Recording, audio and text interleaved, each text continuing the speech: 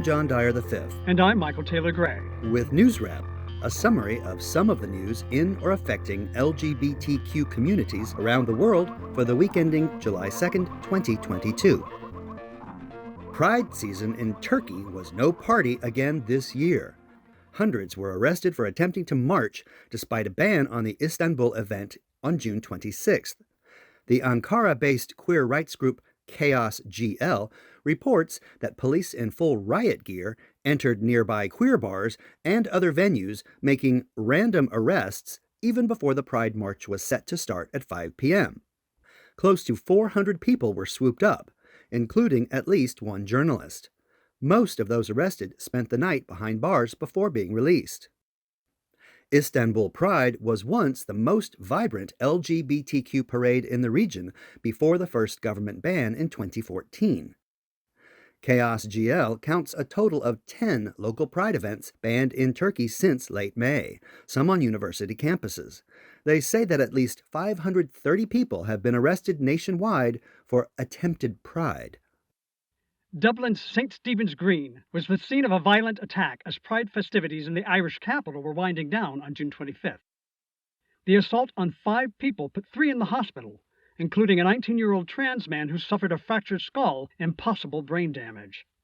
The victims did not want to be identified, but a friend notified local politician Ione O'Riordan, and he shared their message on Twitter. It read in part, "They just want to let people know that for all the happy and colorful stuff that happens at Pride, these attacks are going on in the background. I offered to pass this information on." Police officials are asking any witnesses to the assaults to come forward with information that might lead to arrests. Norway's Prime Minister Jonas Gahr Støre and members of the royal family joined hundreds to honor the victims of a shooting rampage at popular night spots, including the LGBTQ London pub. The June 26th memorial service at Oslo Cathedral was held the day after a lone gunman killed 2 men and injured more than 20 other people. A 42-year-old Norwegian citizen of Iranian descent has been charged with murder, attempted murder, and terrorism. The shots rang out just hours before the city's annual Pride Parade was set to step off. All Pride events were canceled, but thousands marched spontaneously to fashion a makeshift memorial outside the London pub that evening. Defiant chants along the way included, "We're here, we're queer, we won't disappear." Prime Minister Støre paid his respects at the memorial. Norway's Crown Prince Haakon laid his own flowers there, saying, "We must protect the right in Norway to love whomever we want." Queer Christians in Glasgow, Scotland, faced off with anti-queer Christian bigots and won at their Pride celebration on June 25th. After a COVID-caused 3-year hiatus, Pride goers were not having the disruption. Members of the local LGBTQ-based Metropolitan Community Church led the chants that drowned out about a dozen counter-protesters demanding that they repent. The zealots soon gave up and left the area as the rainbow flag-waving Pride crowd whooped and cheered. There were proud protests as well, aimed at the British government's refusal to include transgender people in its proposed ban on conversion therapy. Legislation drafted by the ruling Scottish National Party to ban the bogus practice includes trans people. Scotland's first trans lawmaker, Elaine Gallagher, addressed the Pride crowd from atop a double-decker bus decked out in rainbows. She said, "Conversion is torture. We don't condone or practice child abuse no matter what the bigots say. It's them who do." Pride was on parade across South America this week, with several major events reported in the Washington Blade. An estimated 100,000 people hit the streets of the Chilean capital of Santiago on June 25th. They were celebrating the advent of marriage equality, which became legal on March 10th.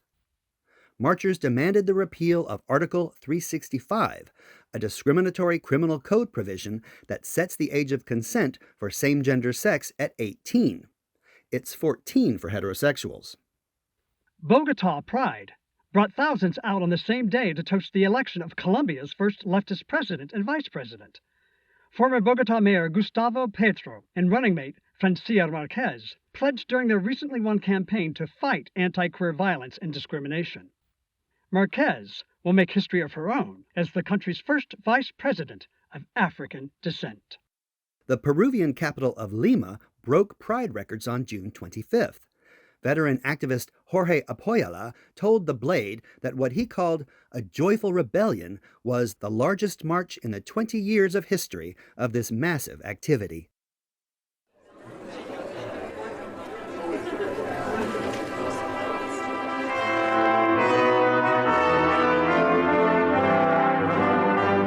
Hundreds of queer couples legally married in a mass ceremony on June 24th that was part of Mexico City's Pride celebrations. Several couples reportedly traveled hundreds of miles to get hitched. A live band serenaded the happy couples with Mendelssohn's Wedding March and other traditional music, according to the Associated Press. It was the first such ceremony after COVID canceled the annual mass weddings in 2020 and 2021. Kyiv Pride was celebrated on June 25th in Warsaw. Polish organizers invited their Ukrainian counterparts and refugees to lead the annual march through Poland's capital. To Ukrainian organizer Maxim Irastavi, in spite of the war, it's important for us to still march. It's about pride, but pride in being Ukrainian and surviving through genocide. Marchers frequently chanted, Slava Ukraini, glory to Ukraine. Meanwhile, one of Poland's top courts has rejected the appeals of 4 lower court rulings against LGBT-free zones. 5 more lower court appeals to defend local and regional government measures opposing LGBT ideology are pending. The anti-queer ordinances have enjoyed at least the tacit approval of Poland's far-right federal government and the influential Roman Catholic Church. However, the European Union has made it crystal clear that LGBT-free zones will forfeit the substantial funding it funnels to all levels of the Polish government. A few localities facing that loss have voluntarily overturned their LGBT-free zone declarations. The U.S. white supremacist Proud Boys have stepped up their threatening attacks on little kids and their parents. An armed man identified as a Proud Boy member threatened a drag queen story hour reading at a library in Sparks, Nevada this week. A few of his cronies shouted obscenities outside. The neo-Nazi group marched into a Pride Month drag queen story hour in the San Francisco Bay Area last week, threatening the drag queen, parents, and preschoolers for simply trying to enjoy a life-affirming children's book reading by a fabulously attired entertainer. Several men wearing Proud Boys attire lurked outside a library in South Bend, Indiana, earlier in the week, threatening a rainbow family story time. Fearful organizers decided to cancel the Arts and Crafts Pride Month gathering. Armed and armored Proud Boys adorned with Trump-related merchandise and religious insignias converged on a library in McKinney, Texas this week. They also thought they'd halt a children's event, but they were not counting on what one participant called a human shield of love, a diverse rainbow flag-waving crowd of protectors who prevented the kids and their parents from coming in contact with the thugs. Finally, Florida's parental rights and education law took effect on July 1st. The notorious Don't Say Gay law virtually outlaws any discussion of LGBTQ identity in public schools that does not meet some undefined age-appropriate standard. Schools and individuals can be punished for violating the law. Implementation of the Sunshine State's new law is cloudy. For example, no one knows how a teacher is supposed to react if an elementary school student brings up their 2 moms or 2 dads during typical classroom discussions about families. Queer teachers are being forced back into the closet themselves. Rather than providing support to often closeted adolescents, they're being cautioned to avoid rainbow-colored clothing, to remove safe space stickers from their classrooms, and to hide any desktop photos of their spouses, all for fear of being accused of saying gay. That's NewsWrap, global queer news with attitude, for the week ending July 2nd, 2022. Follow the news in your area and around the world. An informed community is a strong community. NewsWrap is written by Greg Gordon, edited by Lucia Chappelle, produced by Brian DeShazer, and brought to you by you. Thank you.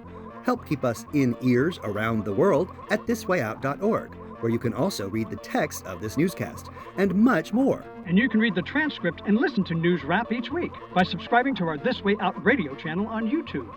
For This Way Out, I'm Michael Taylor Gray. Stay healthy. And I'm John Dyer V. Stay safe. This Way Out delivers LGBTQ news and culture to more than 150 local communities on radio stations around the world, and we are also a free online news service. You can choose your favorite way to listen, online or on the air, at thiswayout.org. Please sign up for our free e-newsletter, Inside This Way Out. We will respect your trust in us and make sure your personal information is never shared with others. Just send us an email at info@thiswayout.org to receive the informative and unique addition to the show. You'll be invited to join us for a more in-depth look into our stories and be encouraged to learn more about This Way Out's 3 decades of broadcast activism. We hope you choose to join us in celebration of LGBTQ history and culture. Email us at info@thiswayout.org to join the movement. We'll make sure you always know what's going on inside This Way Out.